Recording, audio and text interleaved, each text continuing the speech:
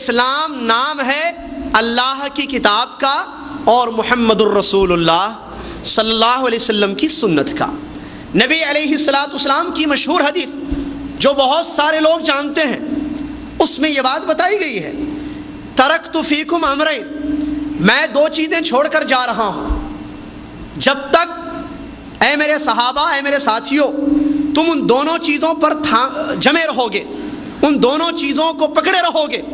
تو تم کامیاب ہو جاؤ گے، گمراہی سے اپنے آپ کو بچا لو گے۔ ایک اللہ کی کتاب اور دوسرا میرا طریقہ، سنتی، کتاب اللہ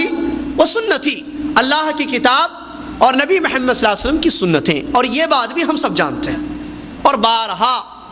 پروگرامز میں علماء کی زبانی کتابوں کے اوراق میں ہم نے پڑھا اور سنا کہ دین کی بنیاد دو چیزیں ہیں، قرآن اور حدیث، قرآن اور حدیث۔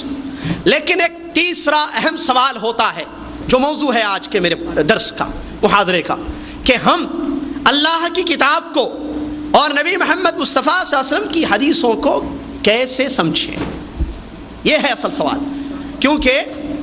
آپ اس خوش فہمی میں مبتلا نہ رہیں، یا میں اس خوش فہمی میں مبتلا نہ رہوں کہ مسلمانوں میں ایسے بھی لوگ ہیں جو اللہ کی کتاب کو نہیں مانتے ہیں۔ سب مانتے ہیں، سب کہتے ہیں، سب دلیلیں لیتے ہیں قرآن کی آیتوں سے، اور کوئی ایسا بھی نہیں ہے جو یہ کہے کہ نبی علیہ الصلوۃ والسلام کی حدیثیں میں نہیں مانتا، نبی علیہ الصلوۃ والسلام کی سنتوں سے مجھے کوئی لگاؤ نہیں ہے۔ مانتے ہیں سب، قرآن کو بھی حدیث کو بھی، لیکن سوال یہ ہے کیسے مانتے ہیں، سوال یہ ہے کیسے سمجھتے ہیں، سوال یہ ہے کہ منہج کیا اپنایا ہوا ہے، سوال یہ ہے کہ فہم کیا ہے۔ آئیے اس اہم سوال کا جواب ہم قرآن اور حدیث کی روشنی میں تلاش کریں۔ اگر ہم نے قرآن میں اس کا جواب تلاش نہیں کیا، حدیثوں میں اس کا جواب تلاش نہیں کیا، اور یہ سمجھے کہ اللہ نے افلا تعقلون کہا، افلا تفقہون کہا، کیا تم سمجھتے نہیں ہو، تو ہم اپنے دماغ سے قرآن کو بھی سمجھیں گے، ہم اپنے دماغ سے حدیثوں کو بھی سمجھیں گے، تو اس میں کوئی شک نہیں ہے کہ ہم گمراہ ہو جائیں گے۔ اگر پیمانہ سمجھنے کے لیے راستہ منہج ہم نے دماغ کو بنایا، رائے، دماغ، عقل، کہ میری عقل جیسے مجھے اللہ کی کتاب سمجھائے گی، میری عقل میں نبی علیہ الصلوۃ والسلام کا حدیث کا مفہوم جیسے آئے گا میں ویسے عمل کروں گا تو گمراہی ہوگی۔ اس کے لیے وہ ایک حدیث سنن ابو داؤد کی میرے خیال سے کافی ہے سمجھانے کے لیے۔ علی بن ابی طالب رضی اللہ تعالیٰ عنہ سے روایت ہے، کہتے ہیں لو کان الدین بالرأی لکان اسفل الخفین اولا من اعلاہ وقد رأیت رسول اللہ صلی اللہ علیہ وسلم یمسح علی اعلاہ۔ حضرت علی رضی اللہ تعالیٰ عنہ فرماتے ہیں اگر دین عقل کا نام ہوتا تو پھر ساکس پر، موزوں پر مسح کرنا نیچے ہوتا نہ کہ اوپر، کیونکہ عقل کہتی ہے، دماغ یہ کہتا ہے کہ گندگی، گند یا گرد و غبار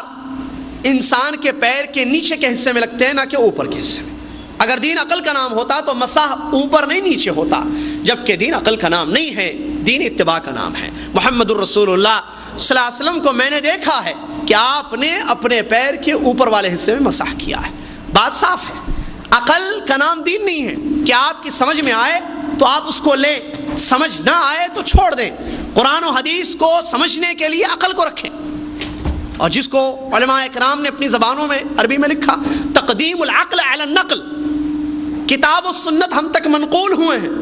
اگر اس پر عقل کو مقدم رکھا، پیمانہ عقل کو بنایا کہ قرآن کی آیتوں کو دماغ سے سمجھوں گا، سمجھ میں آئے تو لوں گا ورنہ چھوڑوں گا، حدیثوں کو دماغ سے سمجھوں گا، سمجھ میں آئے تو لوں گا ورنہ چھوڑوں گا، تو گمراہ ہو جائے گا انسان۔ بلکہ تقدیم النقل علی العقل یہ ہے سلف کا طریقہ، کہ نقل کو آگے رکھنا، کتاب و سنت کے تابع عقل کو رکھنا، نہ کہ عقل کو آگے رکھنا اور اسی کو پیمانہ بنانا کہ اس کے ذریعے ہم کو جو بات سمجھ میں آئے اس کو ہم مان لیں۔ اگر ایسے ہوگا، جواب ایسے تلاش کرے اس سوال کا کہ قرآن و حدیث کو کیسے سمجھیں، تو پھر گمراہی ہوگی۔ اس کے برخلاف اگر کوئی یہ کہے کہ نہیں جی ہم ایسے کرتے ہیں، میجورٹی کو رکھتے ہیں، مسلمانوں، دنیا میں مسلمان آباد ہیں تو دیکھتے ہیں ہم اکثر مسلمان اللہ کی کتاب کو کیسے سمجھے ہوئے ہیں، اکثر مسلمان، میجورٹی آف مسلمز، حدیثوں کو کیسے سمجھ رہے ہیں، ہم بھی ویسے سمجھیں گے، تو ایسی صورت میں بھی گمراہی ہوگی، کیونکہ یہ کوئی ضروری نہیں ہے کہ اکثر کتاب و سنت کو صحیح سمجھیں۔ اللہ تبارک و تعالیٰ نے اپنے نبی محمد مصطفیٰ صلی اللہ علیہ وسلم کو یہ بات